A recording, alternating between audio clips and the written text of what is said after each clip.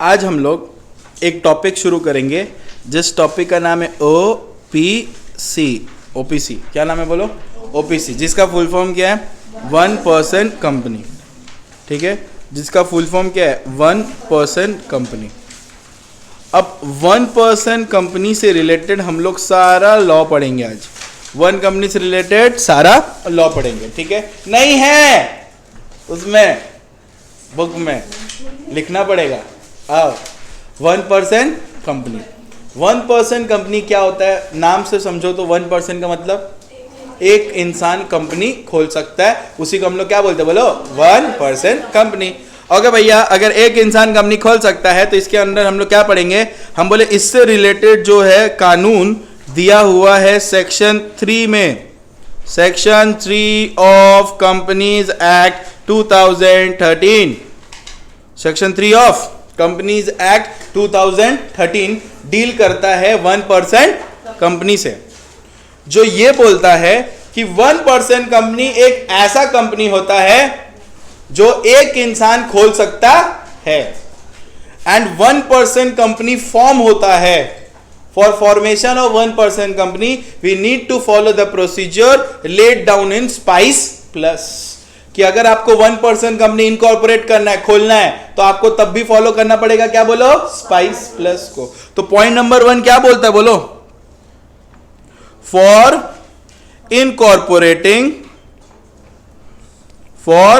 incorporating OPC, steps to be followed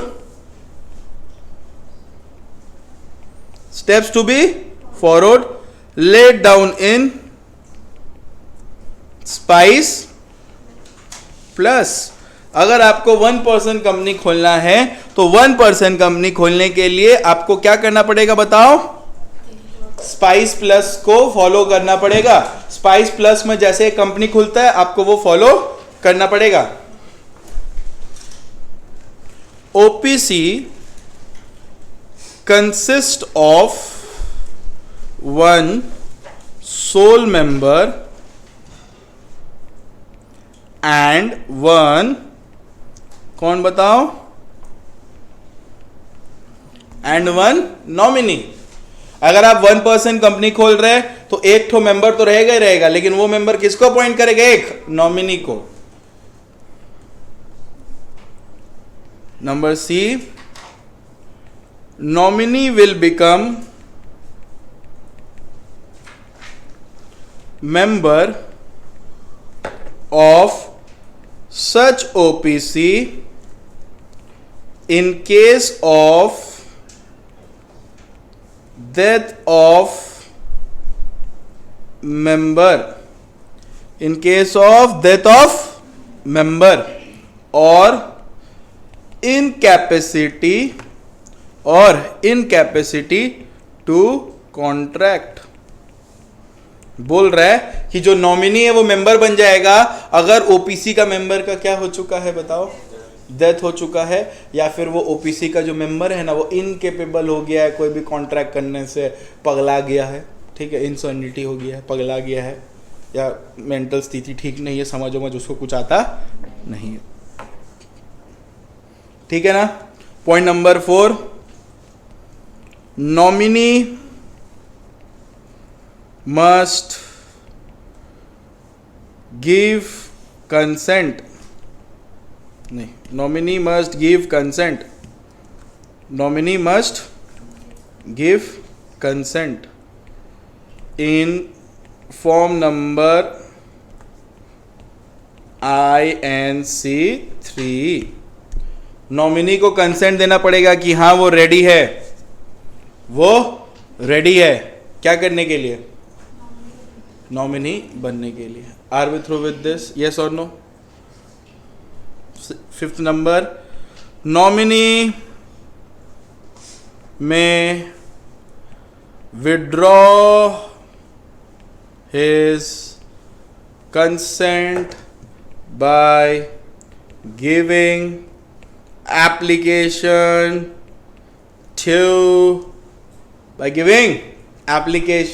to company and sole member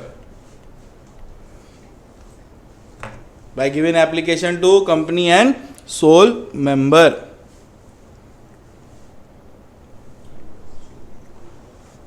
Are we through with this? इस line का मतलब क्या है? इस लाइन का मतलब क्या है? अगर वो अपना कंसेंट दिया था कि वो नॉमिनी बनना चाहता है, बाई चांस उसको फ्यूचर में याद है कि हमको नॉमिनी बनने का मन नहीं है, तो अपना कंसेंट विड्रॉ कर सकता है लेटर देके। किसको? कंपनी को और सोल मेंबर को। कंपनी को भी लेटर देके विड्रॉ कर सकता है और सोल मेंबर को भी लेटर देके क्या कर सकता है? विड्रॉ कर सकता है। Are we through with this? Yes और no? Company will inform ROC about new nomination in form number INC4.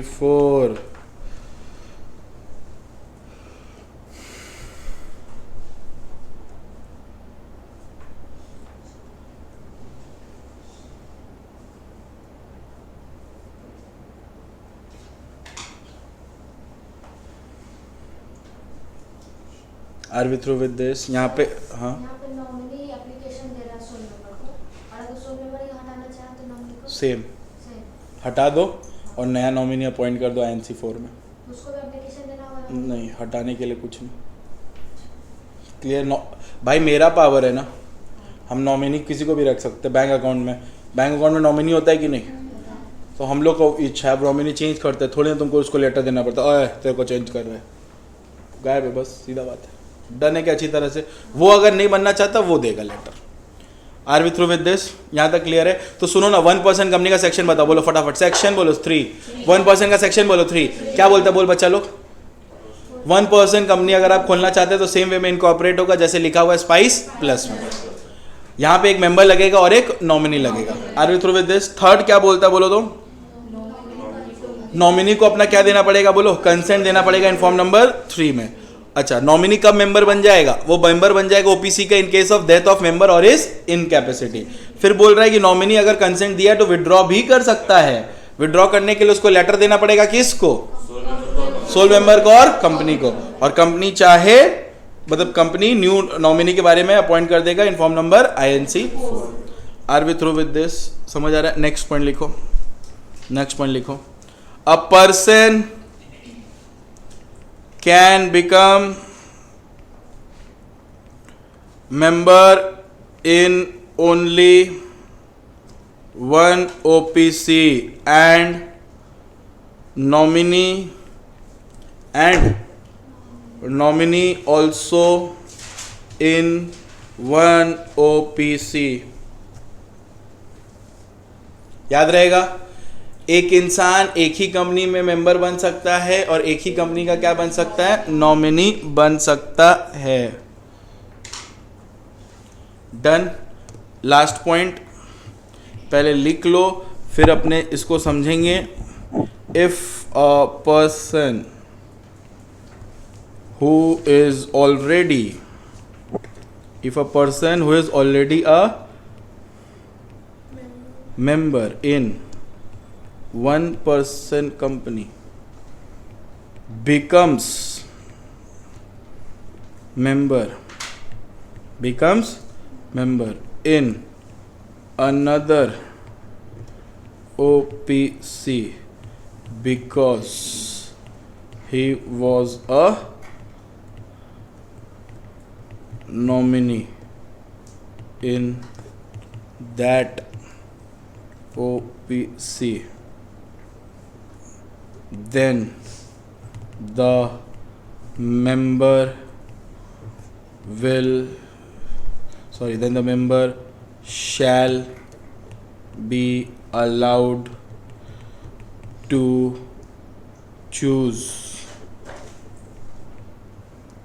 within 180 days.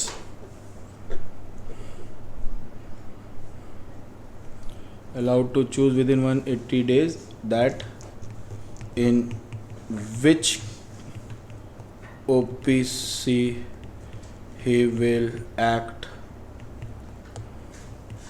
As a member.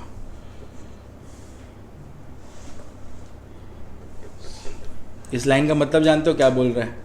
मान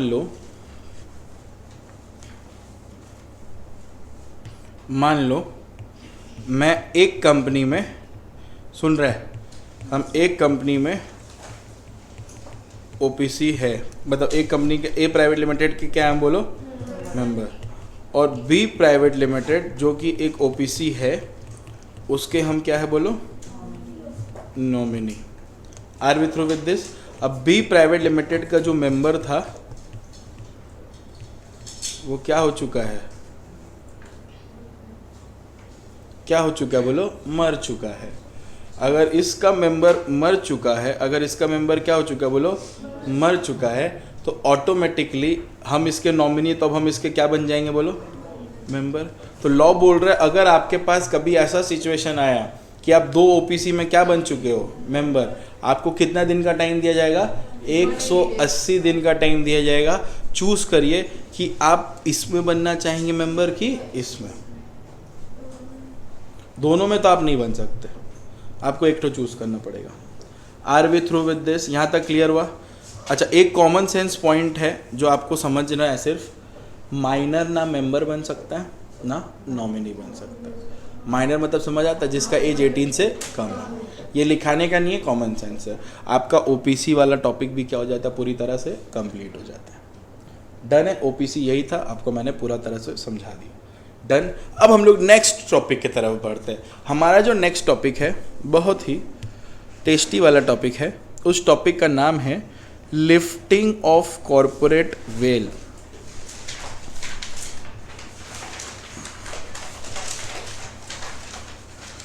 टॉपिक का नाम क्या बताइए? Lifting of corporate well.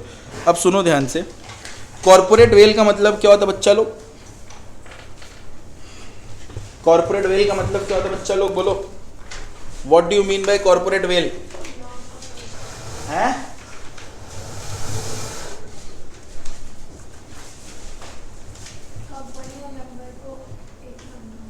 या lifting of corporate well.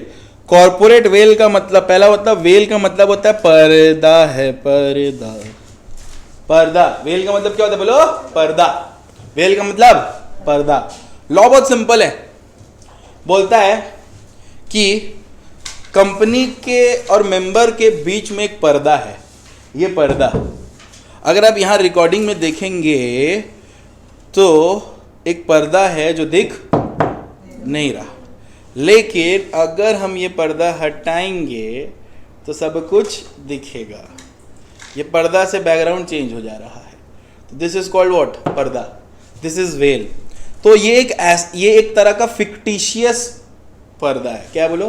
Fictitious. जैसे बॉलीवुड में जब बॉलीवुड मूवी स्टार्ट होता है ना तो लिखा रहता है this is a fictitious story, ऐसा लिखा रहता है। वो कौन पढ़ेगा सर, हम लोग तो कुछ और देखने जाते हैं। तो it is what? A fictitious story.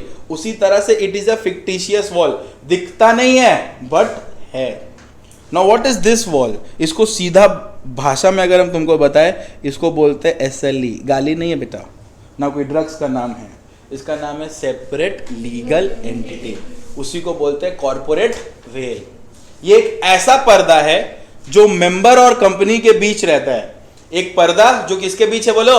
Member और कंपनी के बीच में। उस पर्दा के कारण कंपनी का लायबिलिटी कंपनी के पास रहता है और मेंबर का लायबिलिटी मेंबर पास रहता है। तो हम, मेरे और तुम्हारे बीच में भी एक पर्दा है, ठीक है? और हम लोगों को इस पर्दा को क्या करना है? मेंटेन करना है, क्योंकि यही चीज़ है। लेकिन अगर कभी भी इस पर्दा को हटा दिया जाएगा, उसी टॉपिक को बोलते हैं लिफ्टिंग ऑफ कॉर्पोरेट वेल। इस पर्दा के वजह से मेंबर पर्सनली लायबल नहीं होता, लेकिन देयर आर 7 केसेस। कितना केस? जहां पे इस पर्दा को हटा देंगे और मेंबर को पर्सनली लायबल कर देंगे। Normally company is a separate legal entity. Company का लायबिलिटी कंपनी का, आपका लायबिलिटी आपका। लेकिन 7 केस में कंपनी का लायबिलिटी मेंबर के पास आ जाएगा। इसी को बोलते हैं लिफ्टिंग ऑफ कॉर्पोरेट वेल। कभी कभी इसको और एक नाम से पूछता है, पियर्सिंग ऑफ वेल। क्या बोलो? पियर्सिंग। पियर्सिंग मतलब छेद हो जाना। अगर वॉल में छेद हो जाएगा तो सपोज करो लाइबिलिटी इधर से उधर फ्लो हो जाएगा कि नहीं हो जाएगा? Are we through with this? अगर हम बोल रहे हैं देयर इज अ वॉल, यहाँ कंपनी है और यहाँ मेंबर्स है, तो कंपनी का लाइबिलिटी कंपनी के पास रहता है। लेकिन मान लो कंपनी के पर्दा में आ गया छेद, या फिर हम लोग कंपनी के पर्दा को कर दिए क्या बोलो? लिफ्ट, तो लाइबिलिटी किसके पास आ जाएगा? मेंबर के पास। तो हम लोग यहाँ कॉर्पोरेट वेल के बारे में नहीं पढ़ रहे, हम लोग पढ़ रहे कि किन केसेस में लिफ्टिंग हो जाएगा। किसका? कॉर्पोरेट वेल का। किस केसेस में क्या हो जाएगा बोलो? Lifting. Lifting of corporate veil. Are we through with this? तो there are how many cases? 7 cases. पहले समझो कॉर्पोरेट वेल मतलब क्या होता है। It is a fictitious wall. It is a, once more, it is a fictitious wall which exists between the company and its member, due to which liabilities are not flowed to each other. Are we through with this? Once more, it is a fictitious wall which exists between the company and its member, due to which liabilities are not flowed to each other. Are we through with this? There are 7 cases जहाँ पे इस पर्दा को क्या करेंगे? हटा देंगे। जहाँ पे इस पर्दा को क्या करेंगे? हटा देंगे। जिसमें से पहला केस है reduction in membership. Reduction in membership below statutory minimum. Reduction in membership below statutory minimum. Reduction in membership below statutory minimum. ध्यान से देखो, अगर हम एक पब्लिक कंपनी खोलेंगे, अगर हम एक कौन सा कंपनी खोलेंगे? Public company. तो पब्लिक कंपनी में अक्षिता, पब्लिक कंपनी में मिनिमम कितना मेंबर चाहिए? वाह, पहली बार तो सही बोली वो। ताली मारो उसके लिए। अरे मारो ताली। पब्लिक कंपनी में मिनिमम चाहिए 50 मेंबर। नसेड़ी, मिनिमम कितना मेंबर चाहिए? 7 member. Are we through with this? Yes और नो? तो सुनो, एक कंपनी है,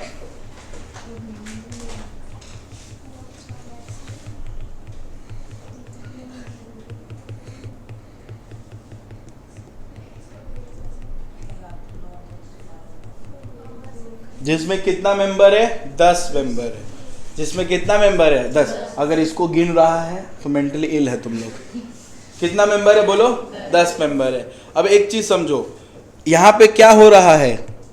रिडक्शन हो रहा है। क्या चीज में रिडक्शन हो रहा है? कितना से रिडक्शन हो रहा है?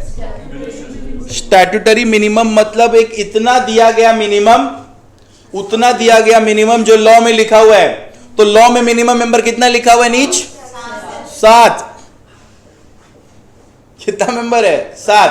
तो कभी भी अगर तुम्हारे कंपनी का 7 मेंबर घटा, 7 से कम हुआ, तो वो जो पर्दा है वो क्या कर देंगे? हटा देंगे, लिफ्ट कर देंगे।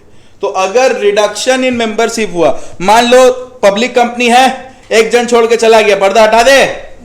क्यों? 2 जन और चला गया, अब हटाए? अब हटाए? अरे 7 आ गया, हटाए नहीं? और एक चला गया, अब हटा दिया भैया। हटा के छेछड़ामी मत करना। पर्दा हट गया, ठीक है? पर्दा क्या हुआ? हट गया। तुरंत जेल मत ले जाना। चलो हो गया, मेंबरशिप घटा। वहां से कितना मंथ देना? 6 मंथ। वहां से 6 मंथ का टाइम देना। किसको? बाकी लोग को। आइदर आप मेंबरशिप बढ़ाइए, क्योंकि ये तो कंपनी है, परपेचुअल सक्सेशन है, मेंबर में come and go, company runs for, company runs for. Are we through with this? तो बंद नहीं होता कंपनी। 6 महीने का टाइम दो। 6 महीना में आइदर तुम अपना मेंबरशिप बढ़ाओ, या फिर तुमको कंपनी बंद करना है तो कंपनी बंद करो, लेकिन 6 महीना के अंदर कर लो जो करना है। अगर 6 महीना के बाद भी कंपनी चल रहा है तो जितने भी मेंबर जिनको इसके बारे में अवेयर था, नॉलेज था कि मेंबरशिप घट गया है, वो लोग पर्सनली लायबल हो जाएगा 6 महीना के बाद। जो भी वो लोग कॉन्ट्रैक्ट करेगा, इवन इफ कंपनी के नाम पे भी करेगा, फिर भी वो लोग लायबल रहेगा। Are we through with this? जो हम इतना प्यार से बोले हैं उसको बुक में निकालो, देखो लिखा हुआ है lifting of corporate wealth. Page number क्या बाबू? 30। पेज नंबर 30 में आ जाइए फटाफट बेटा।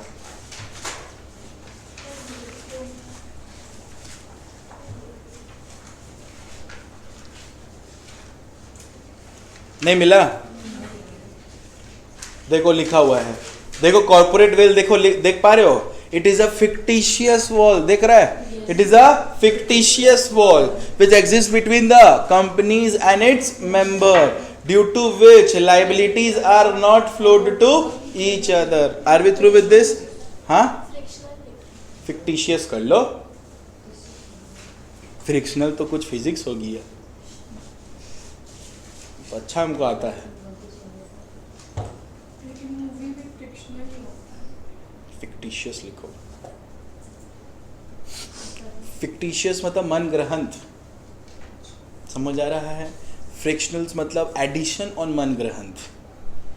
कुछ बेस्ड ऑन ट्रू इवेंट्स होता है ना, उस पर भी देखना फ्रिक्शनल लिखा होता है। इसका मतलब होता है जो, अब उसमें एक बात बताओ, एक सोल्जर, वो मूवी कौन सा है जिसमें शेरशाह, जो भी मूवी सिद्धार्थ मल्होत्रा वाला ना, उसमें क्या हीरोइन और वो गाना गा रहा था हिलते डुलते रियल लाइफ में नहीं ना, उसमें वो एडिशन किया, तो एक फ्रिक्शनल बिहेवियर रखता है, समझ आ रहा है? एनीवेज इतना डिटेल में नहीं जाना है, नहीं आएगा। नंबर 1 पढ़ो, क्या लिखा है? Reduction in membership below statutory minimum. क्या लिखा है? नंबर 1 पढ़ो, मन में पढ़ो बेटा, ऐसा दियो तो चिल्ला चिल्ला के वसूल करोगी।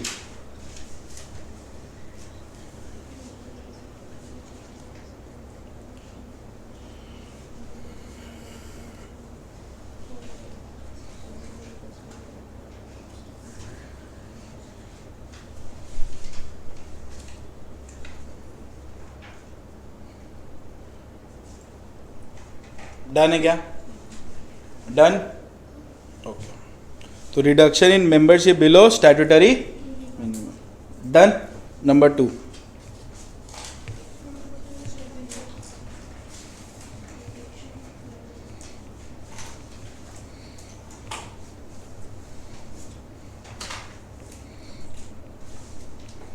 समझ आया ना? Protection of revenue. अब एक अंकल थे, अंकल का नाम है ढींसो मानेक जी पेटिट। अंकल का नाम क्या बोलो? ढींसो मानेक जी पेटिट। 1921 का केस है, ढींसो मानेक जी पेटिट। ये अंकल बहुत अमीर थे, बहुत पैसा था इनके पास, लेकिन एक तो इनका बीमारी था, इनको टैक्स देना पसंद नहीं था। तो इस टैक्स को बचाने के लिए, इसीलिए इस हेडिंग का नाम पड़ा प्रोटेक्शन ऑफ रेवेन्यू। अपने इनकम को बचाने के लिए, इनकम इसलिए बचाते थे ताकि टैक्स देना ना पड़े। तो ये अंकल ने क्या किया? इस अंकल ने 4 प्राइवेट कंपनी खोला। कितना प्राइवेट कंपनी? 4 प्राइवेट कंपनी खोला, 1 नहीं 2 नहीं, कितना? 4 प्राइवेट कंपनी खोला इन्होंने, और अपना सारा पैसा वो in a form of investment company में डाल दिए। ठीक है, पैसा चारों को डिवाइड कर दिए, और ऐसा दिखाए कि कंपनी में जो वो इन्वेस्ट किए हैं वो हो गया खत्म। फिर वो ऐसा दिखाए कि उनके पास जो पैसा आया है वो कंपनी से लिए है लोन। वो कंपनी से क्या लिए है? लोन। बैक रिवर्सल किए लोन का। ठीक है, reversal of what? Loan. Problem ये नहीं है कि वो कंपनी से लोन लिए, प्रॉब्लम ये है कि वो लोन कभी रीपेड बैक ही नहीं हो रहा है। अब अगल बगल वाला लोगों को बर्दाश्त नहीं हो रहा है, तो वो उस पर स्क्रूटिनी के लिए कंप्लेन किया। जब स्क्रूटिनी करने गया तो ढींसो के पास गया, बोला कि आपके पास इतना पैसा, आप टैक्स क्यों नहीं देते? वो बोलते कहाँ से दे, लोन है ये। क्या है बोलो? लोन। एंड हम लोग टैक्स देते हैं इनकम पे, and loan is not my income. तो लोग समझ गया इसको ज़्यादा लॉ आता है। तो वो कंपनी के पास गया, कंपनी के पास क्या तो देख रहा कबूतर उड़ रहा है, कंपनी है ही नहीं, सिर्फ एक नाम का कंपनी, शैम कंपनी, बस खोला गया है, कोई ट्रांजैक्शन कुछ नहीं होता है, बस खाली ढिंचों के साथ है। तो कंपनी को जब छापा मारा गया और कंपनी का रियल पर्सन पता किया गया, तो रियल पर्सन बैठा हुआ एक आदमी मिला जिसका नाम क्या है? ढिंसो मानिक जी पेटेड, बहुत ही चौड़े स्माइल के साथ। इसको लग रहा था वाह, अब मेरा उखाड़ भी क्या लेगा, company is a separate legal entity, जाओ कंपनी को ले जाओ जेल में, go take him. At the end उसको पता नहीं था कि अगर आपका कंपनी का फॉर्मेशन टैक्स चोरी के लिए है, टैक्स चोरी जिसको हम लोग बोलते हैं टैक्स इवेशन, क्या बोलते बोलो? तो उस केस में कंपनी का सेपरेट लीगल एंटिटी के स्टेटस को इग्नोर करेंगे और जो भी मेंबर वहाँ पे प्रेजेंट है पर्सनली लायबल करेंगे। Are we through with this? Yes और नो? एक बार पढ़िए, यही लिखा है, स्क्रूटनी बोले या स्क्रूटनी? स्क्रूटिनी।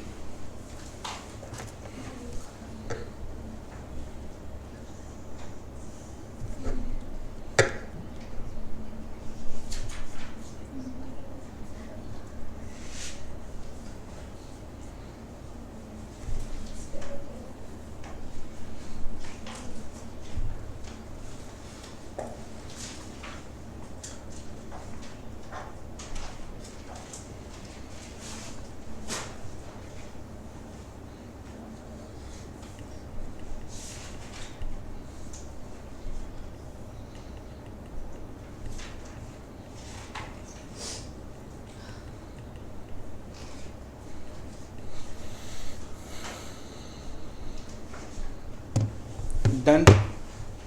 तो ये केस था किसका बोलो? प्रोटेक्शन ऑफ रेवेन्यू का, जहाँ पे पर्दा को क्या कर दिया जाएगा? हटा दिया जाएगा और आपको पर्सनली लायबल कर दिया जाएगा। Are we through with this? Next case, next case बहुत सिंपल है, which deals with misdescription of name. Misdescription of name.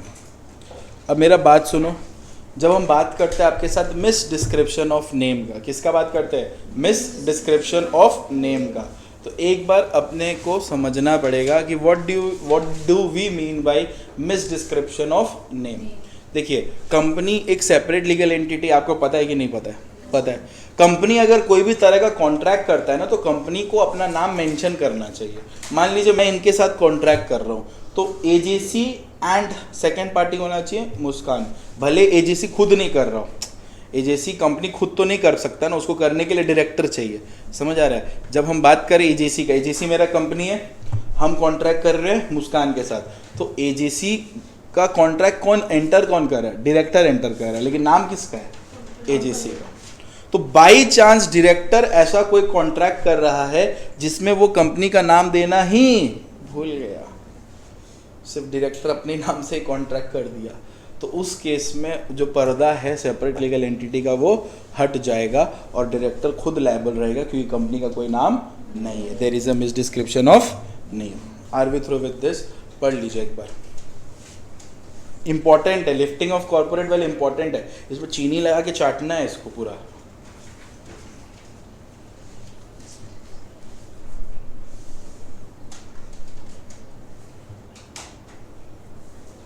Done. फिर नेक्स्ट देखो, प्रोटेक्शन ऑफ पब्लिक पॉलिसी। हम ऊपर नीचे नहीं कर सकते। प्रोटेक्शन ऑफ पब्लिक पॉलिसी, ये तो सबसे इजी है। कोर्ट को अगर लगा कोई भी मैटर के लिए, पर्दा हटा देगा, कोई रीजन नहीं दिया। अगर कोर्ट को लगा, कोर्ट माने कौन सा कोर्ट? कौन सा कोर्ट? देखो भैया, कंपनी का मैटर होता है कौन से कोर्ट में? एनसीएलटी में, national company law tribunal, NCLT. ठीक है, नेशनल कंपनी लॉ ट्राइब्यूनल। अगर पूछे कि आपके जो सर है कहाँ प्रैक्टिस करते हैं, हम यहीं पे एनसीएलटी में प्रैक्टिस करते हैं, नेशनल कंपनी लॉ ट्राइब्यूनल। ये सिर्फ और सिर्फ कंपनीज के मैटर के ऊपर डील करता है। समझ आया? NCLT, हाँ, ROC को रिप्रेजेंट करते हैं कौन से कोर्ट में? NCLT कोर्ट है, कोर्ट। हम तुम्हारे लॉयर हैं, लेकिन तुमको रिप्रेजेंट तो कोर्ट में करेंगे ना, रास्ता में तो खड़ा होकर रिप्रेजेंट नहीं करेंगे, तो कोर्ट है वो। समझी क्या बोल रहे हैं? तो NCLT कोर्ट है, नेशनल कंपनी लॉ ट्राइब्यूनल। अब मान लो NCLT कुछ डिसीजन दिया, तुम नाखुश हो, जो कि हमेशा रहोगे, तो तुम कहाँ फाइल करोगे? NCLAT में, national company law appellate tribunal, जहाँ पे आप, जैसे होता है ना district court, high court, supreme court, उसी तरह यहाँ पे NCLT होता है, NCLAT होता है। डन है? National company law appellate tribunal. अब भैया हम लोग वहां भी खुश नहीं हैं, तो चले जाना सुप्रीम कोर्ट में लेके केस। और भैया सुप्रीम कोर्ट में भी हम लोग खुश नहीं हैं। तो सुप्रीम कोर्ट बेसिकली दिल्ली में होता है, जिसको नहीं पता बता दे, तांडव मत कर देना, ठीक है? तो दिल्ली से वापस आना हावड़ा, हावड़ा ब्रिज में कूद जाना और गंगा मिलेगी, उसके साथ रहना। डन है? क्लियर वो अच्छी तरह से? पहले कहाँ? NCLT, वहाँ नहीं तो NCL, वहाँ नहीं तो नहीं, पहले यहाँ ही जाना है। ना खुश हुए तो इधर, उससे ना खुश हुए इधर, नहीं तो फिर लास्ट गंगा पानी जिंदाबाद। यहाँ तक क्लियर हुआ? अबे कूदने का नहीं पूछ रहे, ये वाला क्लियर हुआ ना? प्रोटेक्शन ऑफ पब्लिक पॉलिसी का मतलब कोर्ट को अगर लगा कि तुम्हारा हरकत इमोरल है, क्या बोलो? मॉरल वैल्यू के खिलाफ है। तुम एक कंपनी खोलते हो ना, तो एक सोसाइटी को रिप्रेजेंट करते हो, और आप इमोरल एक्टिविटी करते हो तो गलत होता है। तो कोर्ट को अगर लगता है कि ऐसा कंपनी इमोरल ला रहा है, सोशल ऑब्लिगेशन कुछ अच्छा नहीं फुलफिल कर रहा है, गलत काम कर रहा है, तो कंपनी को क्या कर देगा? बंद कर देगा, पर्दा हटा देगा, पर्सनली लायबल कर देगा। ठीक है? एज अ टीचर हम पढ़ा रहे हैं, ठीक है? तो it's a something which I am bringing to the society in a good thing, but मेरा कोई ऐसा एक्टिविटी जो इमोरल है, ठीक है? हम कैरेक्टर मेरा ठीक नहीं है, सपोज बेटा, ठीक है, सपोज है, तो एट द एंड हम कौन सा एक्टिविटी कर रहे हैं? बोलो इमोरल एक्टिविटी। तो कोर्ट उसको रिगार्ड कर देगा, क्या बोलो? इमोरल, और क्या कर देगा? बंद कर देगा। Are we through with this? Clear है ना? तो ये क्या है? Protection of public policy. 4 case पढ़ लिया, बताओ कौन कौन सा? बोलो। Reduction of membership below, statutory minimum. Number 2 है, नंबर 3 मात होतला लोग, तुम ठीक से पढ़ के बोलते, miss description of name. Number 4 protection of. Number 5 बता दे, तू बोलिए तो। प्रिवेंशन ऑफ फ्रॉड और improper conduct. Prevention of fraud और इम्प्रॉपर कंडक्ट। प्रिवेंशन ऑफ क्या बोलो? फ्रॉड और इम्प्रॉपर कंडक्ट। सुनो, मान लो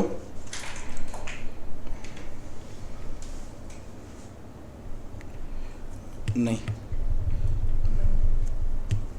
मान लो सपोज करो मुस्कान मेरे को फ़ोन की और मेरे को बोली पटना आ जाइए, हम लोग वहाँ पे ट्यूशन सेंटर चलाएंगे, आप वहाँ पढ़ाइएगा, हम भी पढ़ाएंगे, ठीक है? तो इसका इंस्टीट्यूट का नाम है, तेरा टाइटल क्या बाबू? हैं? मुस्कान राय। MRC क्लासेस, ठीक है? उसमें मेरे को वो पढ़ाने बुलाई, ठीक है? अब इसका नाम हो चुका है CMA मुस्कान राय, क्लियर है? इसका ये नाम हो चुका है और वो मेरे को पढ़ाने बुलाई। हम गए पढ़ाने अपना बड़ा बॉडी के साथ, ठीक है? हम पढ़ाने गए। अब पढ़ाने जाने के बाद वो मेरे को बोली कि सर देखिए, आप मेरे यहाँ पढ़ाने आए हैं, कोई प्रॉब्लम नहीं है, लेकिन हमको और आपके बीच में कॉन्ट्रैक्ट करना। हम बोले क्या चीज़ का कॉन्ट्रैक्ट? बोले कि कॉन्ट्रैक्ट ये रहेगा कि आप मेरे बच्चों को सॉलिसिट नहीं करेंगे। आप मेरे बच्चों को क्या नहीं करेंगे बोलो? सॉलिसिट। सॉलिसिट का मतलब समझ आया? चुराओगे नहीं, उठा के चुरा के नहीं ले जाएंगे, ठीक है। हम बोले ठीक है नहीं चुराएंगे, तो there is a contract between ये। और अगर हम इसके बच्चों को चुराते हैं, इसके बच्चों मतलब जो ट्यूशन सेंटर चला रहे हैं, बच्चा चोरी थोड़ी ना करने जाएंगे, ठीक है। अगर हम इसके स्टूडेंट लोगों को क्या करते हैं बोलो? चुराते हैं, तो हम नहीं एक तरह का क्या करेंगे बोलो? क्योंकि कॉन्ट्रैक्ट है ना हम लोग के बीच में। हम बोले ठीक है चलो, हमको पता था ये भोली भाली है, पढ़ाना शुरू किए और वहाँ बच्चा लोग को बोले कि एक काम करो, एमआरसी में क्या पढ़ोगे, कहाँ पे आ जाओ, एजीसी में आ जाओ। वो बोला ठीक है। अब बच्चा लोग आके यहाँ पे पढ़ने लगा। अब मुस्कान गुस्सा में आई मेरे पास, जो कि उसको आता नहीं है, फिर भी सपोज करो गुस्सा में आई। गुस्सा में आके बोलती है आप मेरे साथ, ऐसे उसको गुस्सा आता है नहीं आता है। तू इतना इमोशनल क्यों हो रही है? गुस्सा दिखा सकते तो सुनो ना, वो आई मेरे पास और मेरे को बोलती है आप मेरे साथ किए हैं फ्रॉड। हम बोले हम कोई फ्रॉड नहीं किए। बोले आप बोले थे आप स्टूडेंट नहीं चुराएंगे, आप चुराए। हम बोले हम थोड़ी ना चुराए पागल, वो खुद आए हैं। कंपनी चुराया है, इस कंपनी पे वो लोग पढ़ रहा है, हम थोड़ी ना चुराए। कौन चुराया बोलो? कंपनी। तो यहाँ पे ये देखा गया कि अगर कोई इंसान कंपनी खोलता है to prevent himself from fraud, अपने आप को फ्रॉड से बचने के लिए वो क्या कर रहा था बोलो? कंपनी चुरा रहा था, ठीक है। तो उस सिनेरियो में पर्दा हटा दिया जाएगा और मेरे को क्या दिया जाएगा बोलो? Personally liable. Are we through with this? अब ध्यान से सुनो, ये जो prevention of fraud and improper conduct है, इसका एक केस स्टडी है जिसका नाम है Gilford Motor. Gilford Motor versus Horne. Gilford Motor versus Horne. वहाँ होम लिखा होगा, नहीं इसको ठीक कर लो, HORNE। Gilford Motor versus Horne. इसमें क्या हुआ था, वो कस्टमर चुरा दे रहा था। जैसे यहाँ पे हम स्टूडेंट चुरा रहे थे, वो क्या चुरा रहा था? कस्टमर। पढ़ो एक बार। पढ़ो।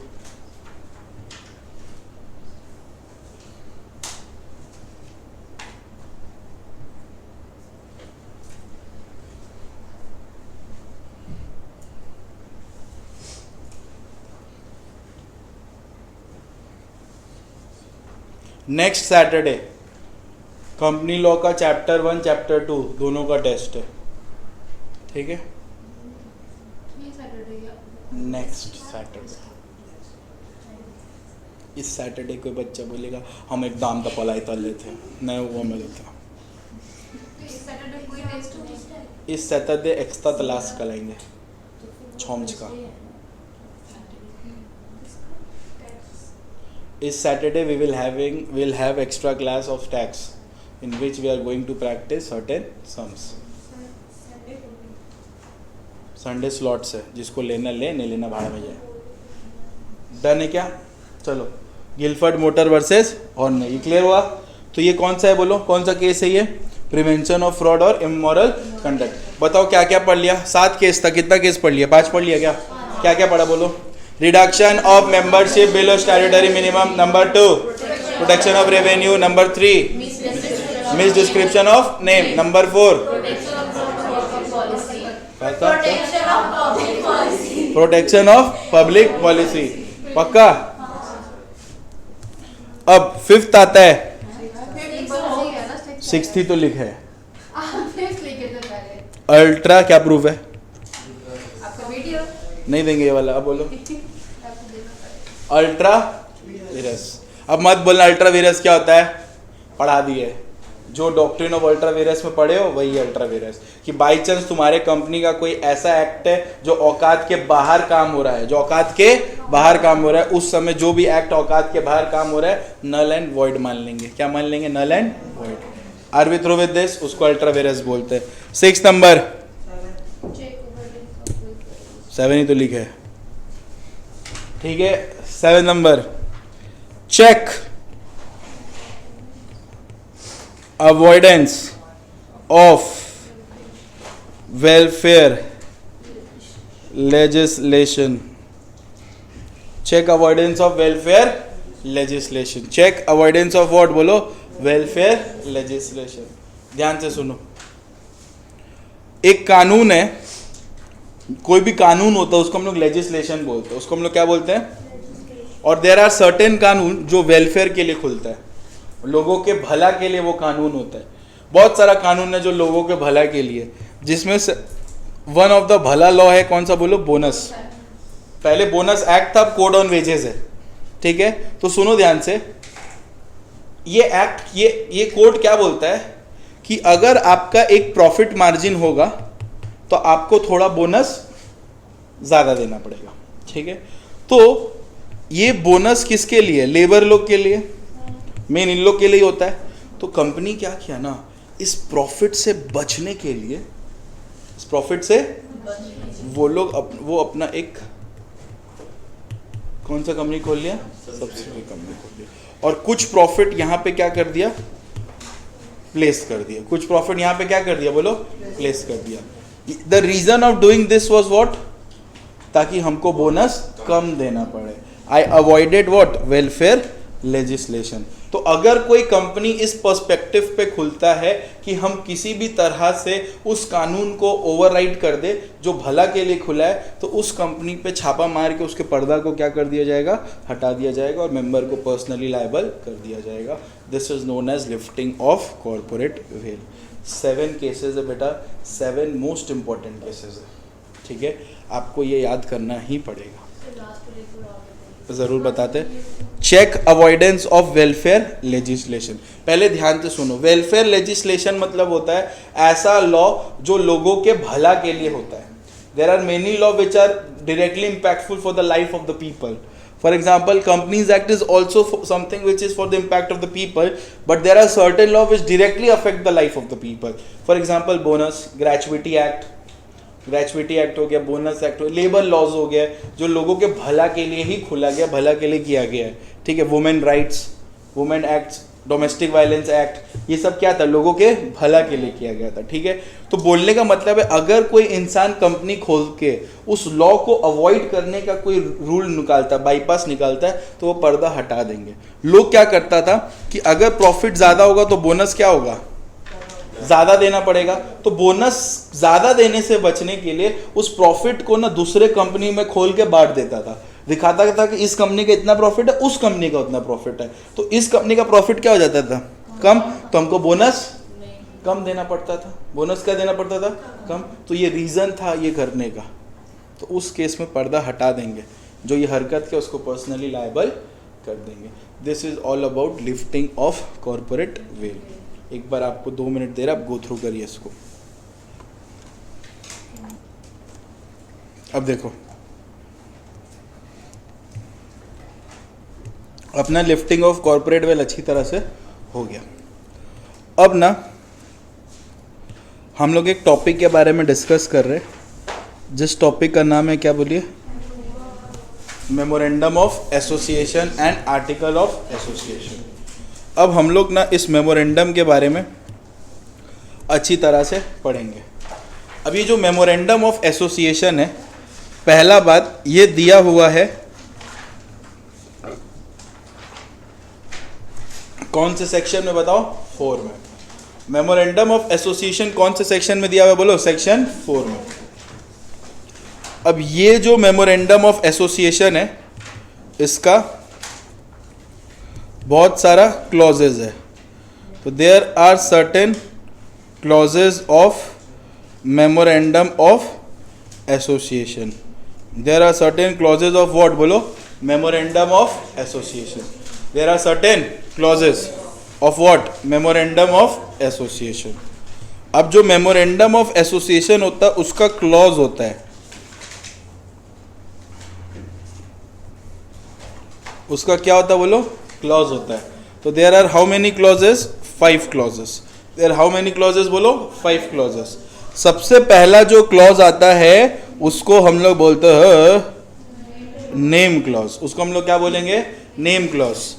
दूसरा जो क्लॉज आता है उसको हम लोग बोलेंगे सिचुएशन क्लॉज, या फिर रजिस्टर्ड ऑफर्स क्लॉज। दूसरा जो आता है उसको क्या बोलेंगे बोलो? नेम क्लॉज और नेम क्लॉज और सिचुएशन क्लॉज और रजिस्टर ऑफिस क्लॉज, ठीक है। थर्ड जो क्लॉज आता है उसको हम लोग बोलेंगे ऑब्जेक्ट क्लॉज।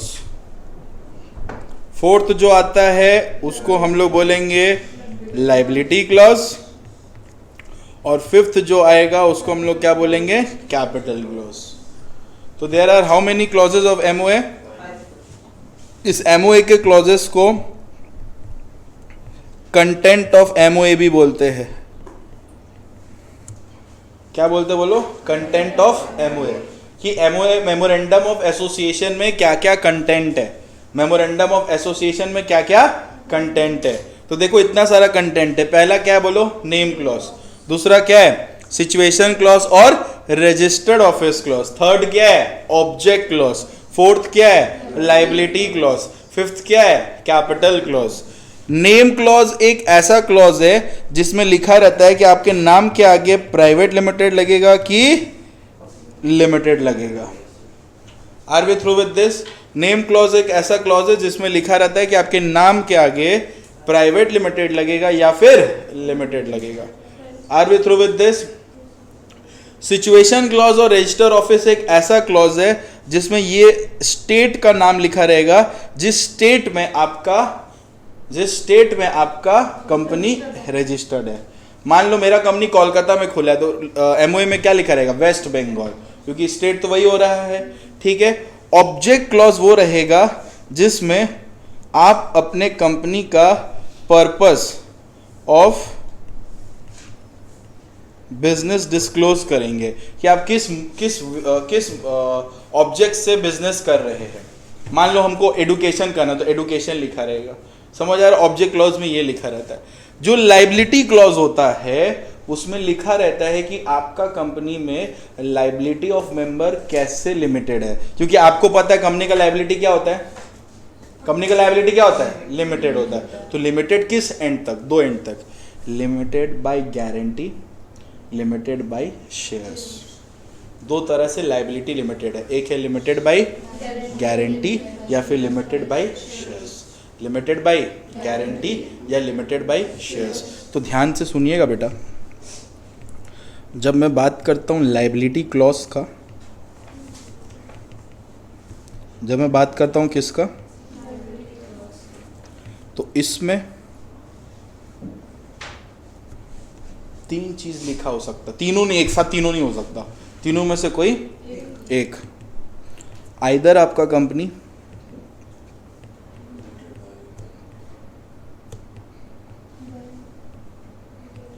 गारंटी हो सकता है, या फिर आपका company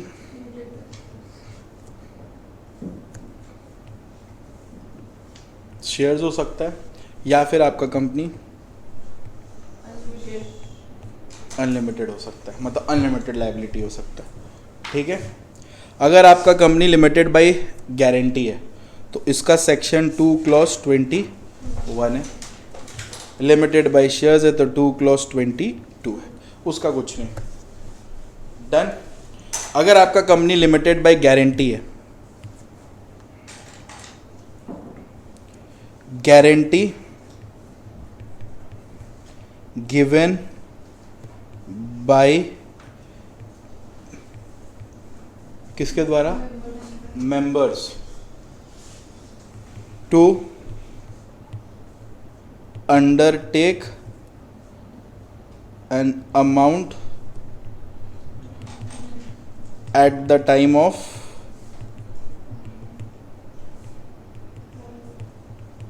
winding up. Such has been stated in Memorandum of Association.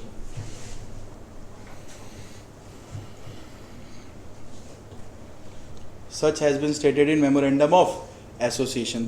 ध्यान से सुनो, ध्यान से सुनो। एक कंपनी खुल रहा है ए लिमिटेड, 1 2 3, ठीक है, 4 5 6 7 7 मेंबर मिनिमम चाहिए, ठीक है। तो 1 2 3 4 5 6 7 ये 7 लोग कंपनी खोल रहा है, लिमिटेड लाइबिलिटी होता है। तो इन लोग से बोला जा रहा है कि भैया और बहनों बात को समझिए और बताइए कि आप लोग कितना का गारंटी लेंगे जो हम लोगों को लगेगा at the time of company जब क्या हो रहा है, बोलो बाइंडिंग। बोलने का मतलब समझ रहा है, अगर कंपनी बंद हो रहा है तो आप लोग से हमको कुछ पैसा लेना पड़ेगा ताकि हम लोग वो पैसा लेके किसका पेमेंट करें, क्रेडिटर लोग का। तो आप लोग तो ओनर है ना, अपना अपना गारंटी दे दीजिए। तो मान लीजिए वो बोला 1 लाख 2 लाख 3 लाख 1 लाख 2 लाख, ये रहा गारंटी अमाउंट। तो आप लोग का liability restricted to your guarantee you are giving. क्योंकि जब कंपनी बंद होता है तो हम लोग क्रेडिटर लोग को बाय बाय करते हैं, याद करो। कैसे बाय बाय करते हैं, एसेट बेच के। तो हम लोग को कुछ अमाउंट तो आप लोग से चाहिए। आप जब कंपनी में आते हो तो आप कुछ पैसा नहीं लाते हो, लेकिन आपसे हम उस समय क्या लेते हैं, गारंटी, कि जब बंद अगर होगा तो आप इतना लाइबिलिटी बियर करेंगे। Are we through with this? तो आप जितना का लाइबिलिटी मतलब जितना का गारंटी लेंगे उतना आपका लाइबिलिटी, उसी कंपनी को बोलते हैं लिमिटेड बाय गारंटी। भाई ये सब पेचीदा टॉपिक हम इतना इजी समझा रहे हैं, तुमको समझना चाहिए। क्लियर हो रहा है अच्छी तरह से?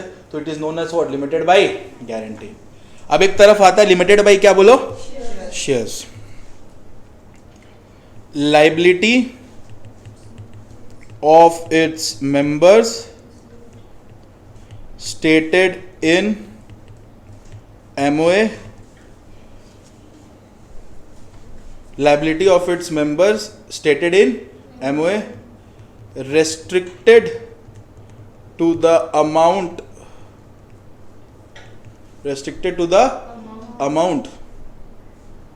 of shares unpaid, restricted to the amount of shares unpaid. मान लो 10 रुपए का शेयर है, 5 रुपए तुम पेमेंट किए हो, 5 रुपए पेमेंट नहीं किए हो, तो तुम्हारा लाइबिलिटी कितना तक, 5 रुपए, क्योंकि अनपेड अमाउंट जितना, अनपेड अमाउंट का जितना शेयर्स है उतना आपका लाइबिलिटी है। Are we through with this? This is known as limited by shares. तो एक इंसान का लाइबिलिटी अगर लिमिटेड है तो आपको बताना पड़ेगा वो लिमिटेड बाय शेयर्स है कि लिमिटेड बाय, लिखा रहेगा मेमोरेंडम ऑफ एसोसिएशन के लाइबिलिटी क्लॉज में। Are we through with this? Unlimited है तो बस अनलिमिटेड लिख देगा, कुछ भी लाइबिलिटी हो सकता है। मेंबर को क्या फायदा है किसमें? गारंटी वाले में? गारंटी वाले में फायदा नहीं है, लाइबिलिटी एक तरह का। बस लायबिलिटी के लिए वो हाँ। आज इसमें ये शेयर्स वाले में हम पैसा शुरू से ला रहे हैं, 10 रुपये शुरू से ला रहे हैं, वहाँ पे उस समय आते वक्त कोई पैसा नहीं लाना पड़ रहा है, अगर बंद होगा तो पैसा देना पड़ेगा। तो गारंटी में क्या फ़ायदा रहता है कि आपको शुरुआत कंपनी खोलने में कोई पैसा वैसा नहीं लगता। और अगर बीच में प्रॉफिट वगैरह हुआ तो मिलेगा? ऑब्वियसली मिलेगा, वो सिर्फ लाइबिलिटी रेस्ट्रिक्टेड है, प्रॉफिट सब इंजॉय करेगा। बस स्टार्टिंग में पैसा नहीं जाएगा, जब बंद होगा तो पैसा देना पड़ेगा जितना गारंटी लिए हो। डन? चलिए समझिए भैया, तो लाइबिलिटी क्लॉज भी हो गया। नेक्स्ट कौन सा क्लॉज आता है?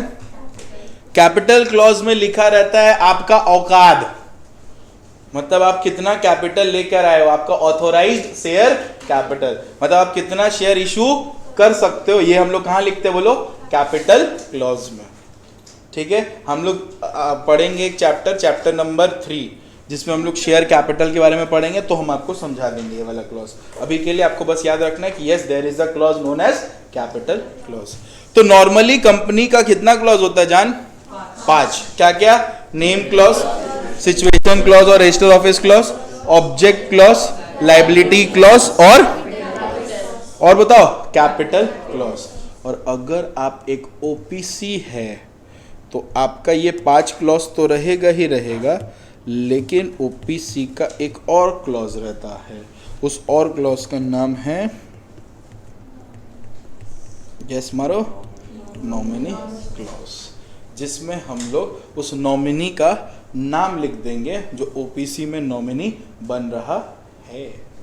Are we through with this? Yes और नो? यहाँ तक क्लियर है? एक बार ना जितना पढ़ाए है आज की क्लास में गो थ्रू करिए, 5 मिनट का ब्रेक दे रहे हैं। रुक, अब देखो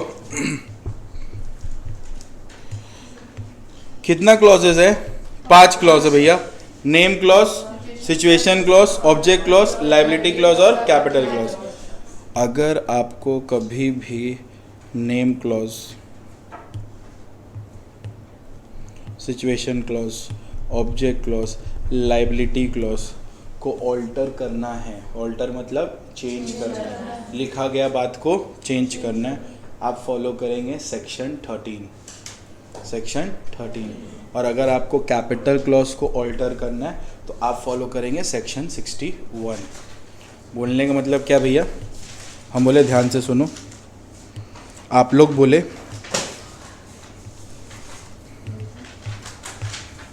कितना क्लॉज है? पहला है, फिर सिचुएशन क्लॉज, फिर ऑब्जेक्ट क्लॉज, फिर लायबिलिटी क्लॉज और फिर क्या है?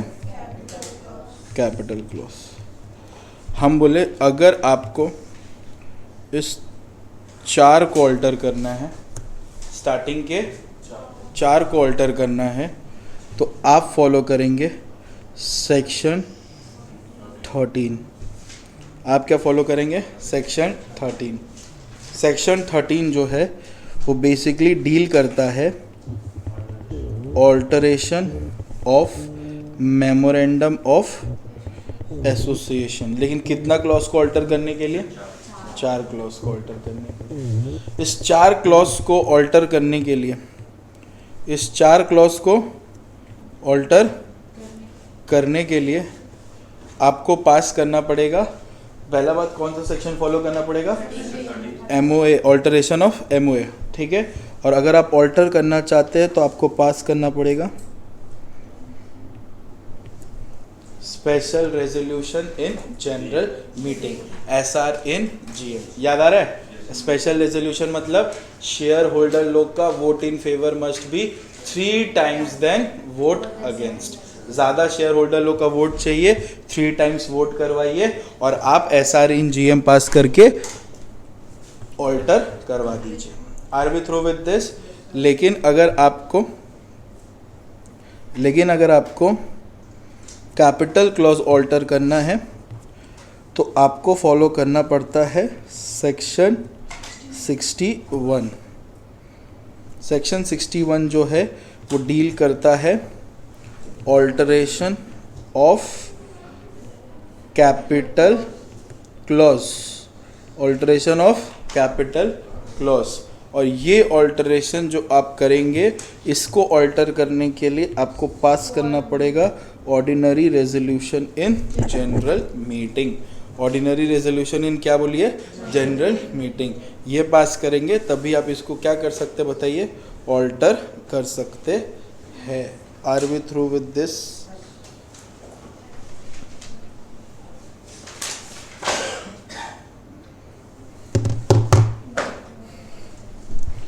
क्या आपको अच्छी तरह से समझ आया क्या? यहाँ तक क्लियर हुआ अच्छी तरह से? अब सुनो, ए बच्चा रुको ना थोड़ा सा, यहाँ तक क्लियर हुआ? ठीक है, तुम लोग का सम ये लास्ट टॉपिक बस, ठीक है। अब आ जाओ, देख ज़्यादा मतलब पढ़ाने दे यार, थोड़ा सा ऊपर नीचे हो जाए गड़बड़ हो जाता है। तुम भी सेटिस्फाइड नहीं होगा एग्ज़ाम में और हम खुद नहीं होगा, फिर क्या फ़ायदा पैसा खा के तुम लोग का। इधर आओ, हम लोग चुप, कम बोला कर, ठीक है, कम बोला कर।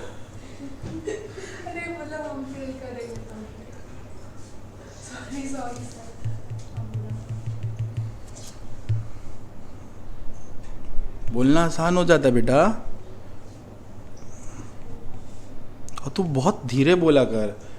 देखो बहुत धीरे बोला, वो खुद नहीं सुन पाता, आप सुन लेते बहुत तेज। हेडिंग कौन सा बोलो? Name clause. अगर आपको नेम क्लॉज ऑल्टर करना है तो बताना नेम क्लॉज कौन से सेक्शन के अंदर ऑल्टर होगा? वाह, सेक्शन 13, क्योंकि हम तो वही सिखाए। और कैसे ऑल्टर होगा? SR in GM। अब इसको थोड़ा सा समझना पड़ेगा, ठीक है। अब सुनो, नेम क्लॉज ऑल्टर हो रहा है मतलब नाम चेंज हो रहा है, तो हम ऐसा लिख सकते हैं, company can change its name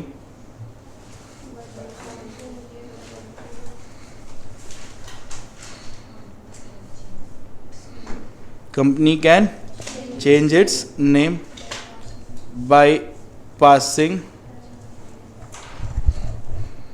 SR in GM. by passing SR in GM. मेरे एक बात सुनेगा, SR एक क्या है? Special resolution. कौन पास किया? Share holder. ठीक है. Company can change its name by passing SR in GM. That is, ये हम एक बार लिखा रहे, बार बार नहीं. मतलब अब जब जब SR in GM लिखाएंगे आप आगे खुद लिखेंगे. ठीक है. That is vote in favour must be 3 times than vote against. Are we through with this? तो नेम क्लॉज क्या बोलता है कि company can change its name. Company can by passing SR in GM. That is, vote in favor must be 3 times than vote against. Are we through with this? Vote in favor must be 3 times than vote against. Are we through with this? अब एक बात सुनो, जिस तरह husband और wife को एक माना जाता है, उस तरह SR in GM पास होने के बाद एक फॉर्म है जो हमेशा फाइल होगा. SR अगर हस्बैंड है तो वाइफ उसकी फॉर्म है, ऐसे समझना. ठीक है. तो जब जब SR in GM पास होगा, ठीक है, तब एक फॉर्म जमा होगा किसके पास? ROC के पास. Once SR in GM has been passed within 30 days, inform ROC in form number MGT14. जब जब SR तब तब MGT14 कि हम रेजोल्यूशन पास किए, ये ले.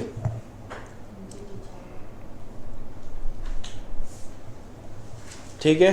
तो अगर आप नाम चेंज करना चाहते हो तो क्या पास करना पड़ेगा?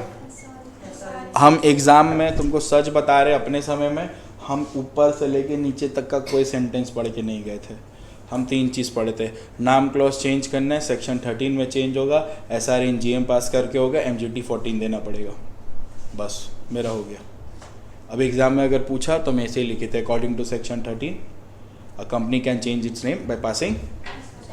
अब हमको पता है SR in GM मतलब क्या होता है. Vote in favour must be 3 time, that is vote against. ज़्यादा टाइम है तो और लिख सकते हो, दैट इज 75% ऑफ मेजॉरिटी. फिर लिख सकते हो, once the SR in GM is passed, inform ROC within 13 days, inform number MGT14. उसके बाद approval from central government is also required. नाम चेंज करने के लिए तुमको सेंट्रल गवर्नमेंट का भी क्या लगेगा? अप्रूवल लगेगा. Are we through with this?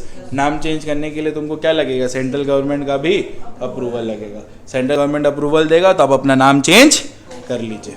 Are we through with this? फिर देखो, अब हम एक वर्ड लिख रहे हैं, बताना हम क्या बोलने मांग रहे हैं. बता तो अक्षिता, इसका मतलब क्या होता है? Provided that. बता. वाह, मतलब एक्सेप्शन. इसको छोड़ के सही बोल रही है. प्रोवाइडेड दैट का मतलब क्या होता है? एक्सेप्शन. मतलब ऊपर नहीं, हम तुम्हारा कॉन्फिडेंस बूस्ट कर रहे हैं, वो चेक करती है एक्सेप्शन. तो बता, approval from central government is also required. अब हम लिख रहे हैं प्रोवाइडेड दैट. हम क्या लिख रहे हैं? मतलब हम एक्सेप्शन बोल रहे हैं. Provided that central government approval is not required. इसीलिए तो एक्सेप्शन बोल रहे हैं. Provided that central government approval is not required if the only change in name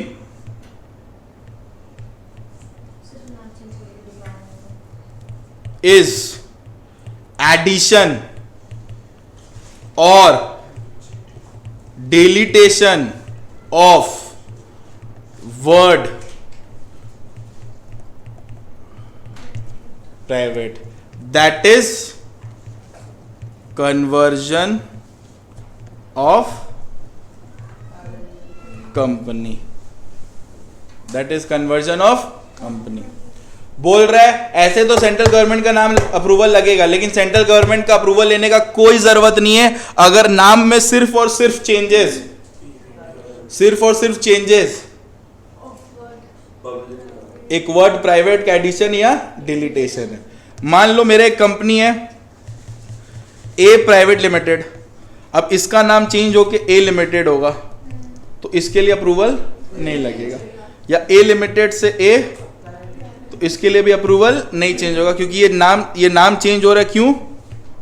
क्योंकि कंपनी का कन्वर्जन हो रहा है, पब्लिक से प्राइवेट, प्राइवेट से पब्लिक।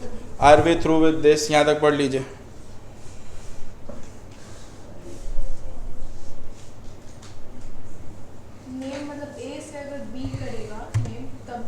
यस, अगर देखिए ए प्राइवेट लिमिटेड है, नाम चेंज होके बी प्राइवेट लिमिटेड हो रहा है तो नाम में चेंजेस आ रहा है ना। Are we through with this? यहाँ तक क्लियर है? सो अगर नाम में चेंजेस सिर्फ और सिर्फ कन्वर्जन है तो सेंट्रल गवर्नमेंट का अप्रूवल हमको कोई नीड नहीं है। यस और नो? डन। अब हम डिक्टेट कर ले, लिख लो, थोड़ा चार्ज नहीं है, एक बार लिख लो, ख़त्म करो ये क्लास, फिर हो गया आज का क्लास। लिख लो, लिख लो। Company cannot change its name,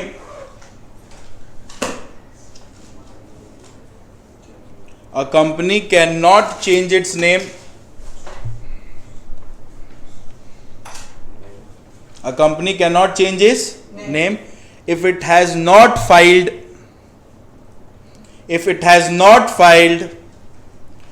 financial statement, if it has not filed financial statement or annual return.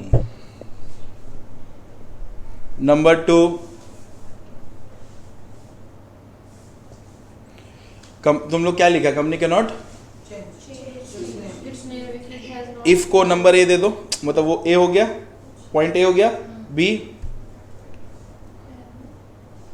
अरे बाबा company cannot change its name, if लिखे हो ना उसको ए पॉइंट दे दो बाबा, इतना क्या टेंशन में चला गया?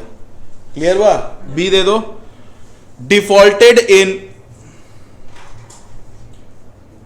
defaulted in repayment of debenture और इंटरेस्ट। अगर कंपनी अपना साल का financial financial statement, annual return timely file नहीं करता है, या फिर डिबेंचर रीपेमेंट नहीं करता है, इंटरेस्ट रीपेमेंट नहीं करता है, तो वैसा कंपनी को नाम चेंज करने नहीं देंगे। एक बार बुक दीजिए फटाफट बेटा, मेरे को पेंसिल दीजिए। एक बार इधर आ जाइए, नेम क्लॉज पेज नंबर 37, फटाफट आ गए?